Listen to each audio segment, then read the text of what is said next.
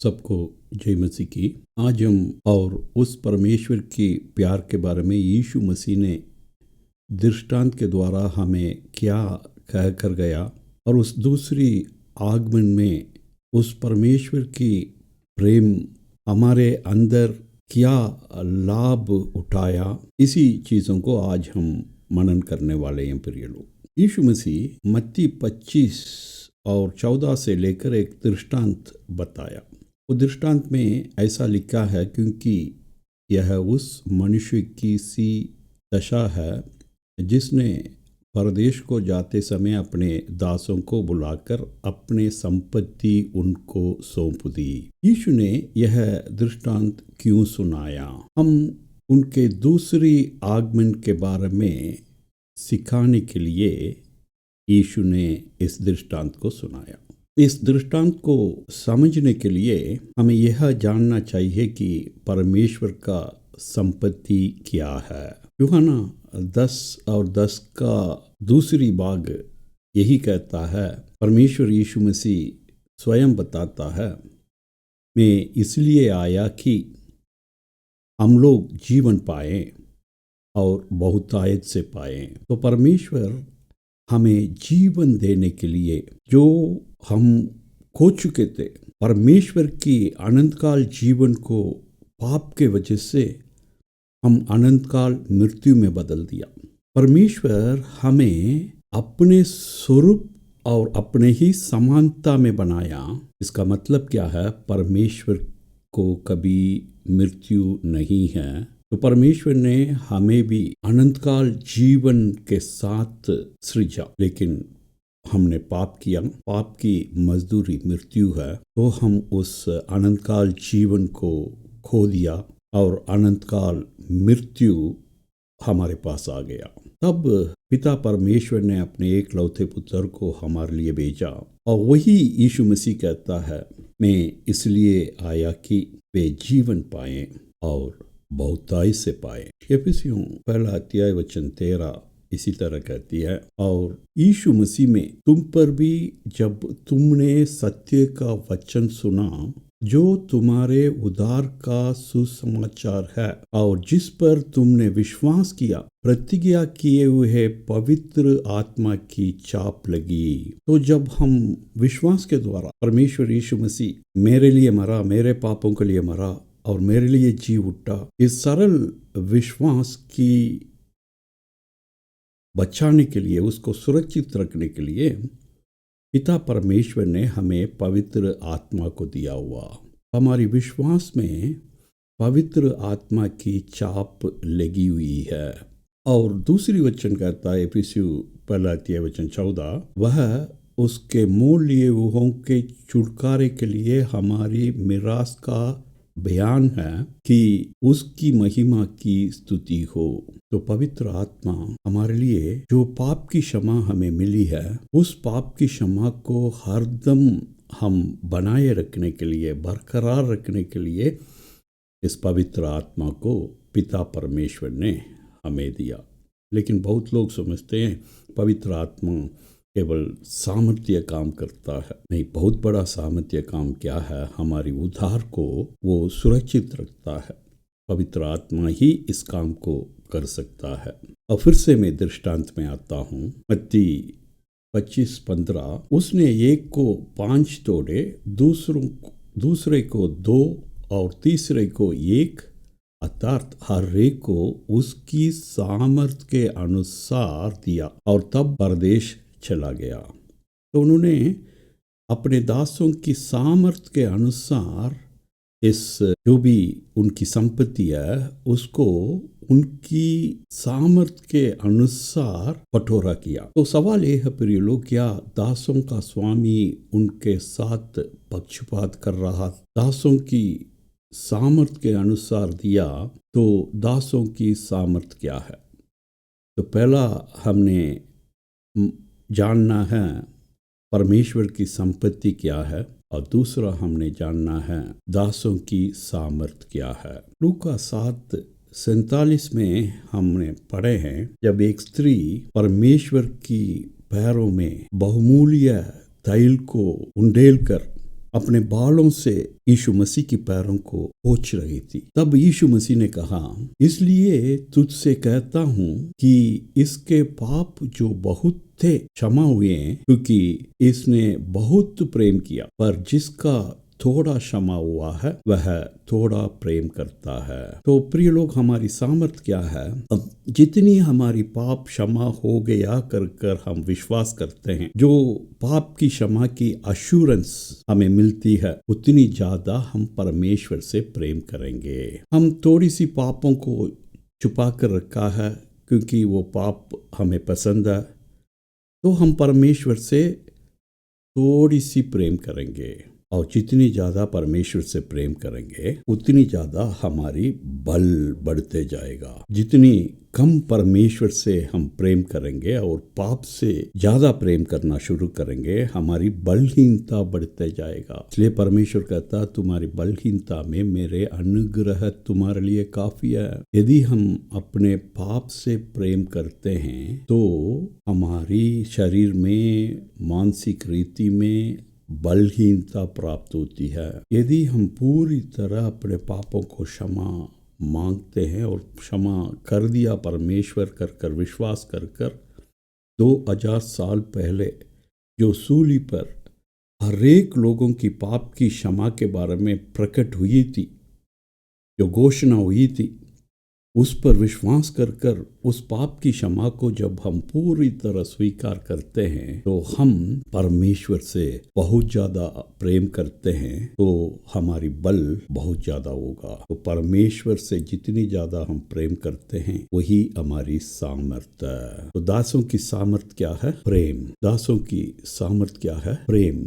परमेश्वर से प्रेम करना ही हम लोगों की सामर्थ्य है। पापों से प्रेम करना हमारी बलहीनता है। इस पर हमें बहुत क्लियर अंडरस्टैंडिंग होना चाहिए। उस स्त्री ने जो बहुमूल्य तैल जो लोगों को अपने पास बुलाने के लिए, लोग उस पर अट्रैक्ट होने के लिए जो तैल को उसने इस्तेमाल किया, उसको परमेश्वर की पैरों में उंडेल दिया। जिसको पाप करने के लिए एक उपकरण जैसे उसने उपयोग करती आ रही थी, उसको यीशु मसीह की पैरों में उंडेल दिया और अपने ही सर की बालों से परमेश्वर यीशु मसीह की पैरों को पोंछा किया। क्यों? जो उसकी कमाई थी, कमाई की जो भी मूल कारण है, उसको उसने नहीं चाहिए कर परमेश्वर की पैरों में उंडेल दिया। और जो स्त्री लोगों की महिमा है, जो बाल है, उनकी क्रीड है, उससे परमेश्वर यीशु मसीह के पैरों को पोंछा है उसने। तो दो काम इसने किया। जो पाप करने के लिए जो भी साधन था उसको उसने इनकार किया, उसको छोड़ दिया बिल्कुल। और जो घमंड या जो सुंदरता या जो कुछ मैं बहुत सुंदरी हूँ कर सोचती थी, उसी बाल से परमेश्वर के पैर को पोंछा किया। मतलब ये मेरा महिमा नहीं है, ये मेरा क्रीड नहीं है, परमेश्वर ही मेरी महिमा है कर उसने अंगीकार किया। तो हमारी सामर्थ्य क्या है प्रिय लोग? यदि हम अपने पापों को पूरी तरह अंगीकार कर 2000 साल पहले ही पाप की क्षमा हुई थी, उस पाप की क्षमा को हमने स्वीकार किया, तो हम बल पाएंगे। तो हम किस लिए रो रहे हैं? वो स्त्री रो रो कर जो है परमेश्वर की पैरों में पड़ी रही। उसकी पाप की क्षमा जो मिलती है और मिल रही है यीशु मसीह की उपस्थिति में, उसमें वो रो रही थी, अपने पाप के लिए रो रही थी, अपने ही पाप के लिए रो रही थी। क्या हम कभी अपने पापों के लिए रोए हैं? बिल्कुल नहीं। हम पाप नहीं कर पा रहे हैं कर रो रहे हैं, या तो हमारी पाप सभी के सामने, हमारी पाप की पोल खुलने वाले करके रो रहे हैं। लेकिन मैंने पाप किया, लेकिन परमेश्वर ने मुझे प्रेम किया, उस कारण हम कभी भी नहीं रोते हैं।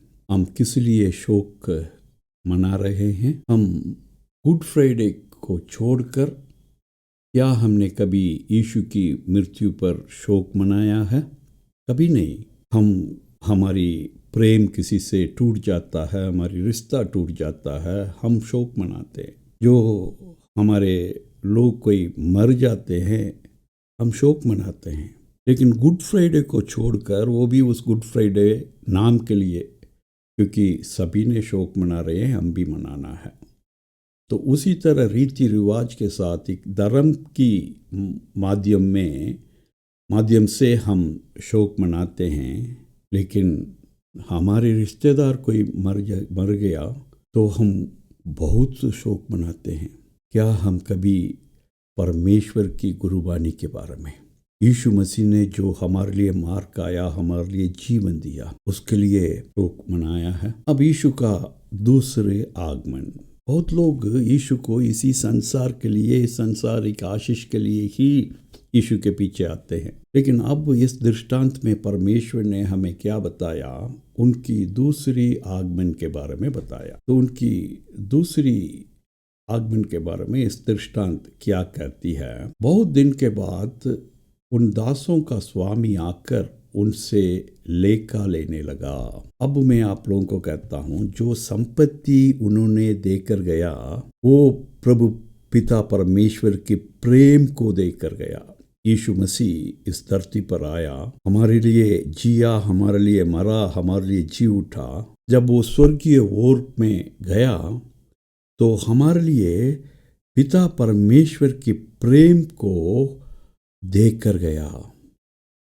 जब वो आया तो वो पूछा, लेकिन जो किसी को सामर्थ्य बहुत कम था, परमेश्वर से वो प्रेम बहुत कम करता था, क्योंकि उसकी पाप थोड़ा सा ही क्षमा हुई थी, तो उसके लिए एक थोड़ा मिला। तो उस व्यक्ति ने कहा, स्वामी मैं जानता हूं कि तू कठोर मनुष्य है। इसको बोल रहा है दयालु परमेश्वर, दया सागर यीशु मसीह को कहता है, तू कठोर परमेश्वर है, और जहां नहीं चीरता वहां तू बटोरता है।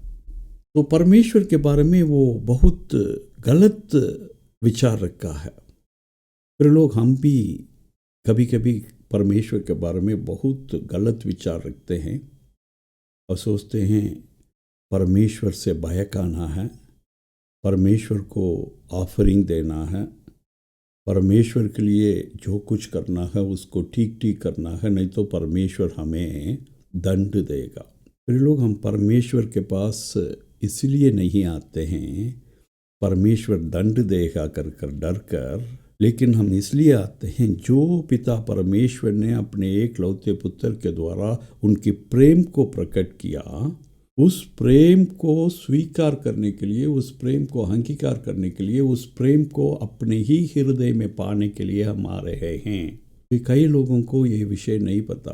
वो लोग सोचते हैं हम परमेश्वर से, उनकी क्रोध से, उनकी दंड से बचने के लिए पूरी भक्ति के साथ रहना है, कलीसिया जाना है, बाइबल पढ़ना है, प्रार्थना करना है। फिर लोग, ऐसा नहीं है। हम परमेश्वर के वचन को इसलिए पढ़ते हैं, तुमने जो पवित्र आत्मा हमें दिया गया है उनके द्वारा क्या हुआ है? परमेश्वर के प्रेम हमारे हृदय में डाला हुआ है। जितनी ज़्यादा हम उस पाप की क्षमा को स्वीकार किया, उतनी ज़्यादा परमेश्वर के प्रेम हमारे हृदय में डाल दिया गया है। इसमें कोई शक नहीं है प्रिय लोग। इसलिए पौलुस लिखता है, पर अब विश्वास, आशा, प्रेम थे तीनों स्थायी है, पर इनमें सबसे बड़ा प्रेम है, पर इनमें सबसे बड़ा प्रेम है। परमेश्वर का बिना शर्त प्यार, अनकंडीशनल लव हमारे लिए जो हमारे दिलों में दिया गया है, उस प्रेम को हम कितनी दूर तक बहाता है और दूसरों तक कहाँ तक वो प्रेम पहुँचा है। फिर लोग, हम यदि परमेश्वर ने जो पवित्र आत्मा के द्वारा हमारे हृदय में उनकी प्रेम को बढ़ाया, और जो परमेश्वर ने स्वर्गीय ओर को गया, तब अपने पिता परमेश्वर की प्रेम जो उनकी संपत्ति है उसको हमें सौंपा है। वो जब हम धर्म के नाते धर्म की पालन और धर्म की नियमों को, रीति रिवाज को हम पालन करना शुरू कर देते हैं, तो वो शायद 30% या 0% भी हो सकता। यदि हम इस धर्म में और डिनोमिनेशन में विश्वास करते हैं, हम आत्मिक लोग हैं, वे कलीसिया आत्मिक लोग नहीं हैं, हम पवित्र आत्मा से भर भर कर भविष्यवाणी करते हैं, हम भाषा बोलते हैं, तो इसी तरह अपने आप को संतुष्टि किया है, तो शायद जो परमेश्वर की दिया हुआ प्रेम 60% हमारे हृदय में है।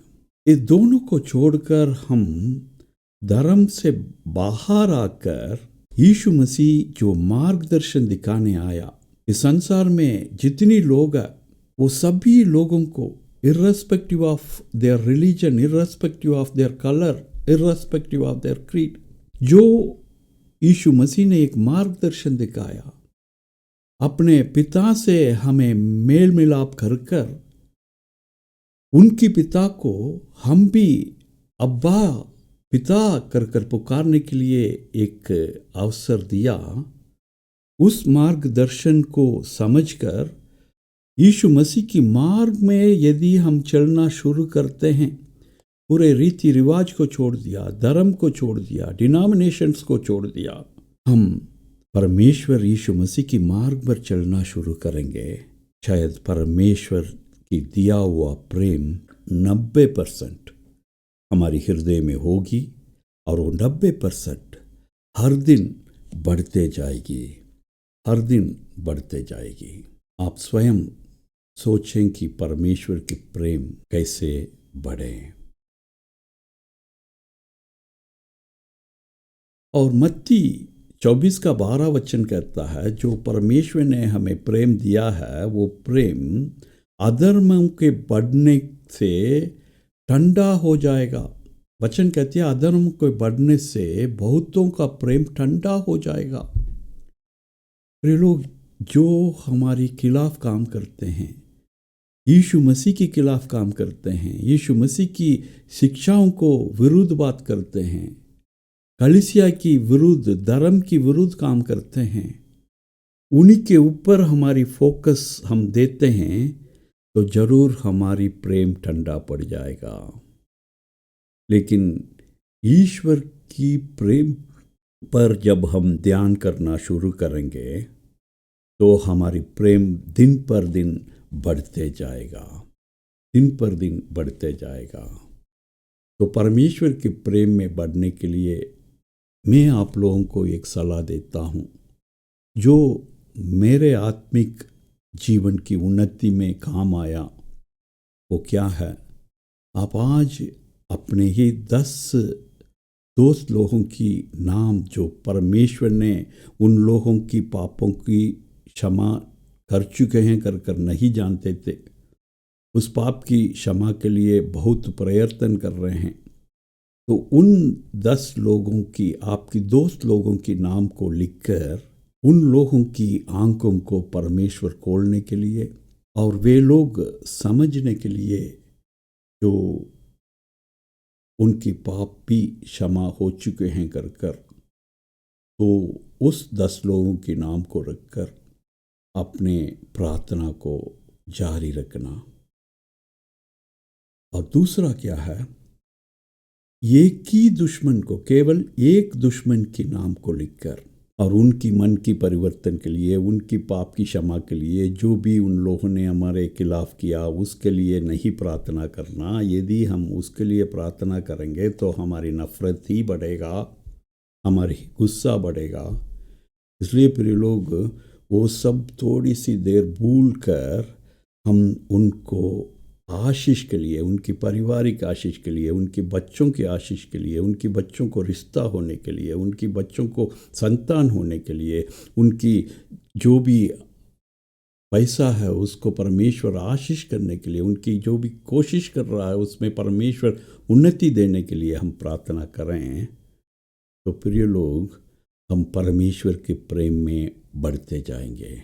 यदि आप सोच रहे हैं हमारे दुश्मन को आशीष करना मुश्किल है, प्रिय लोग एक बार आप सोच लेना, जब हम परमेश्वर के दुश्मन थे तभी भी यीशु मसीह हमारे लिए सब कुछ किया है। इसलिए प्रिय लोग दुश्मन को उनकी जो भी विषय है उसको भूल जाओ और उनकी आशीष के लिए प्रार्थना करो। हमें सताने वालों के लिए प्रार्थना करने के लिए, उनको आशीष दिलाने के लिए परमेश्वर हमें सिखाया है।